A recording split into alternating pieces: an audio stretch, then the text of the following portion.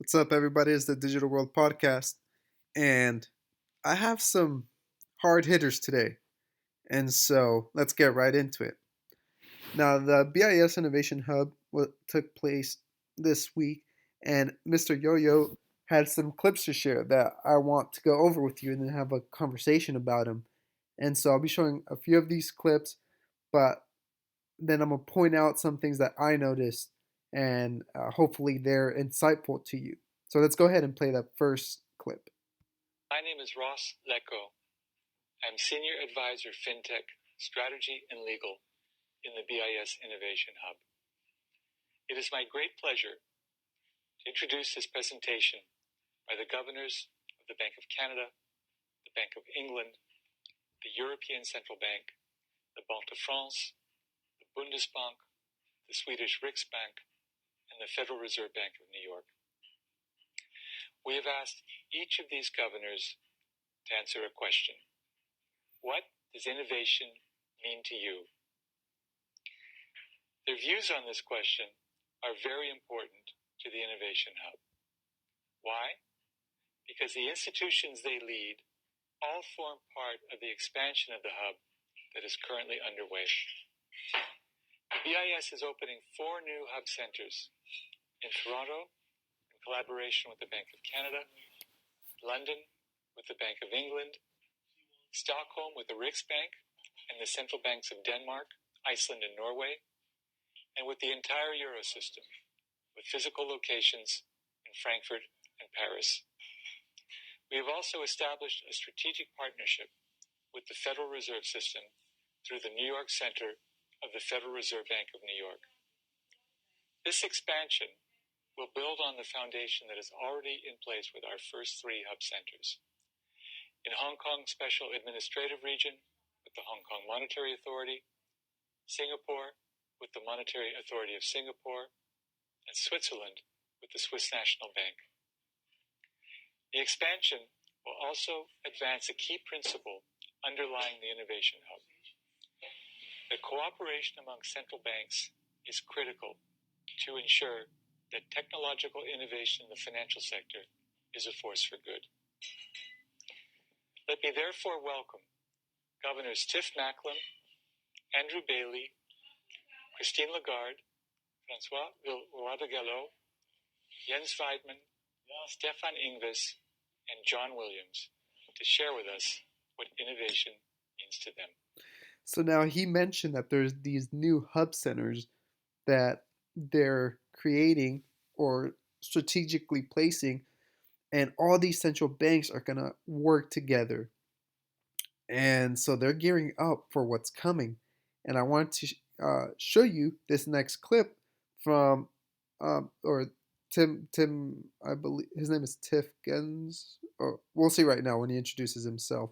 But listen to what he has to say.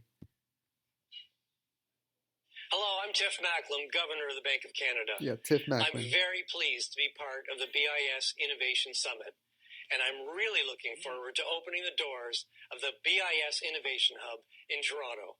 Innovation is crucial to a central bank. To deliver for our citizens and to maintain their confidence, it's imperative that we are seen to be keeping up with new technologies. The faster technology changes, the harder this gets. Moving faster requires being open to new kinds of partnerships. We know that innovation happens best when you collaborate and you have diverse views around the table. That's why the Innovation Hub that's coming to Toronto is so exciting. This is an unprecedented opportunity to work with the private sector and leverage the best that Toronto and Canada have to offer. We'll be able to collaborate with global experts in AI, machine learning, and other emerging technologies, including quantum computing. It's also the opportunity to work in partnership with the expanding global network of BIS hubs. Just imagine what we'll be able to accomplish when we add Toronto to the existing hubs in Hong Kong, Singapore, and Switzerland, as well as the other hubs that will be opening in North America and Europe. BIS hubs will be a powerful network that leverages local fintech ecosystems to share knowledge and to develop innovative technologies to the benefit of everyone.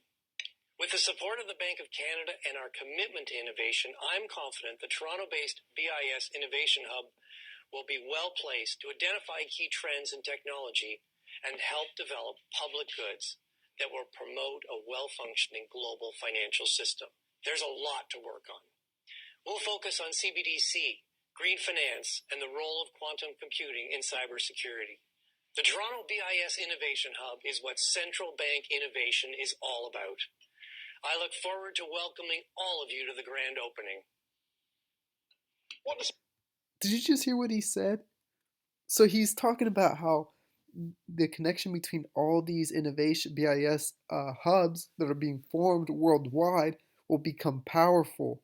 It's going to be a powerful network that they're going to form, and that they're going to be looking into AI technology, quantum computing, and shout out to DAI because he's the one who brought out the idea or brought up the idea of quantum computing being used, and he's saying that they're going to be looking into it, and so like it's here and it's happening at a rapid pace. He says it gets harder as technology advances fast. It becomes harder to keep up. So these banks are well aware of everything, and they're on board with what's happening, and this is going to come to a town city near you before you even know it. And so I wanted to go ahead and show this video. And to BIS enables them. Sorry, let me see when Christine Lagarde begins to speak. Okay, here we go. For our close collaboration in the years to come. The ongoing technological revolution is rapidly transforming our economies and financial system. Central banks need to keep with the rapid pace of innovation if they are to ensure that money remains sound, payments efficient, and the financial system stable.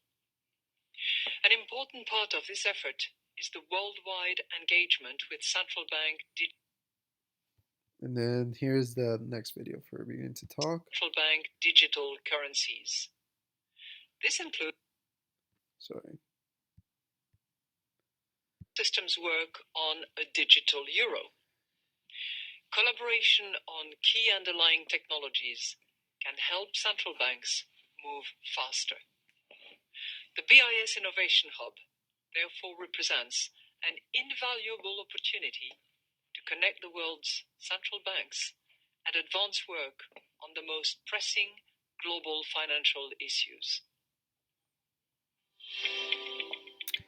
Also, one thing I forgot to mention in this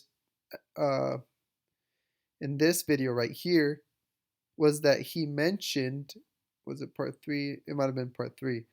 Was he mentioned this global financial system. And so, and I am well aware that whatever they say, there's meaning to their words. And if you're opposed to there being a global financial system, you're mistaken. Don't be naive. All these they're creating BIS hubs around the world with central banks, and they're telling us what they're doing.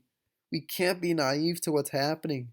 Yes, I believe that there's a great revolution happening, and it's going to change our way of lives, and it's here to come. But I always hammer down this point that we have to be aware of what's coming. And it's ultimate control, and I'm not the one who's going to say it.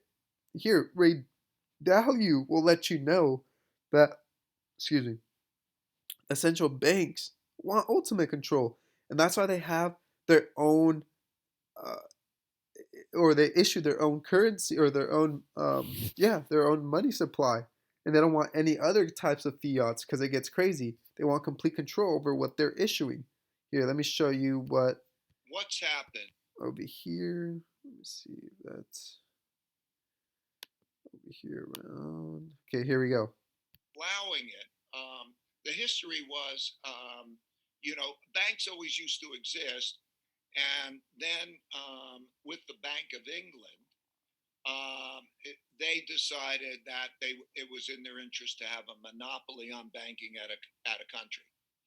And so what we did is every country treasures its monopoly on controlling the supply and demand. They don't want other monies to be operating or competing because things can get out of control. So I think that it would be very likely that you will have it, under a certain set of circumstances, outlawed the way gold was outlawed. And so he was talking about like Bitcoin and such, but the main point I want to prove here is, yeah, he with Bank of England when that started, he said they want to monopolize the money. It started with the king wanting to, and it's a whole history lesson on it. But basically, the king was waging war and he wanted to have more money, so he started borrowing money from what they would call the Bank of England, and that's how it all started. And so, but he's telling you that it's they want a monopoly on the money, and the ultimate control for them is if you go digital, you have the ultimate control. If we go to negative interest rates, they can charge you for you having your or money in your account. Don't spend it within a specific time period. And so this is coming fast. Now, what did Benoit Coeure say? I've showed this video before. What did he say? So here it doesn't tell me the. There we go. Okay. So listen to the question this interviewee asks them. Okay. Thanks. Is the fear of losing control part of what's at play here? And he's talking about like having Bitcoin surpass, their currency and whatnot, and being used as opposed to what the central banks have to offer. That's where his question is coming from, and here he responds. No, it's not about control. It's about providing security to citizens. I mean, the remit that is given to central banks by parliaments, by citizens, is to protect financial stability, and we want to be able to just do it. And if you want to ensure financial stability, you need to be able to inject liquidity at the heart of the system, to be a lender of last resort. And that's what we've been doing in real-time gross settlement systems, and that's what we want keep doing in a digital ecosystem, and that's what CBDC is about. So he basically said yes in a sense, because if you wanted to inject liquidity and be the lender of last resort, you have the ultimate control. You're the one with the final say, and that's what a central bank essentially is. And if they have ultimate control of a currency, then they have the ultimate control. They have the power. So, in a short way to answer the reporter's question, he could have just said yes, but he took a roundabout way of answering it. Now, one question I have is this, in which these banks, right, all want to retain power. And obviously this whole digital revolution is about a power grab. Who can be the first to have a digital currency and who can lead the way, right?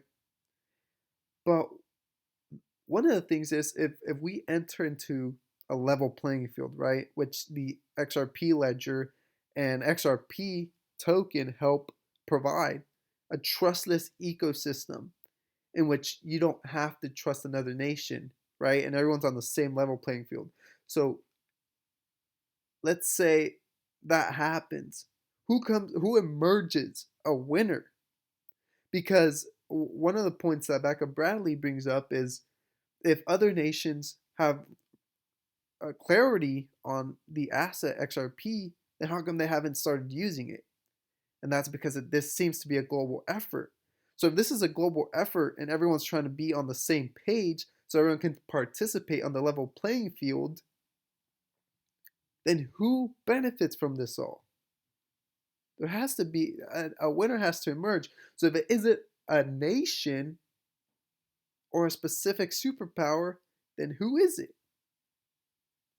Could there be someone who emerges out of this whole revolution, who emerges as a power that's not a specific nation? And maybe I'm not being clear, but it's hard to think that we don't have a clear winner. And maybe we do. I don't know. But if we're entering a trustless economy where everyone's participating, do, you have to ask the question: who benefits the most out of this? And I'll keep this conversation going because I'm interested about what results from this whole digital revolution happening. And another thing I have questions to is money and wealth has become abstract in a way. Because when you look at your screen, right, you see numbers, but they're just numbers. Yes, you can, right? I mean, there's cash, which is physical, but that's a legal tender issued by central banks. And so, unless you own like real estate, or tangible goods like precious metals, unless you don't have those tangible things, your wealth is abstract. And if it's abstract and you don't have it in your possession and the central banks have it in their possession, then is it really yours? Because if it's digital, in a flip of a switch, you could lose everything. If everything's frozen or if you're not compliant, they could take away your wealth. And so these are ideas and thoughts that, I think about, and maybe it can help you in thinking about. And something Crypto Whale posted, he said, I'd rather be disliked for sharing unpleasant truths than be loved for spreading comforting lies. And on this channel, I want to be able to be real and honest about what's actually happening. Yes, it's a great opportunity for investment, but what's on the other side? Something to think about. Hope this episode has brought you some value. Like and subscribe. And ask yourself, are banks going to have the ultimate control and be able to manipulate whether we buy or sell things if we're not in agreement with the New World Order? This is the Digital World Podcast, and I'll see you in the next episode.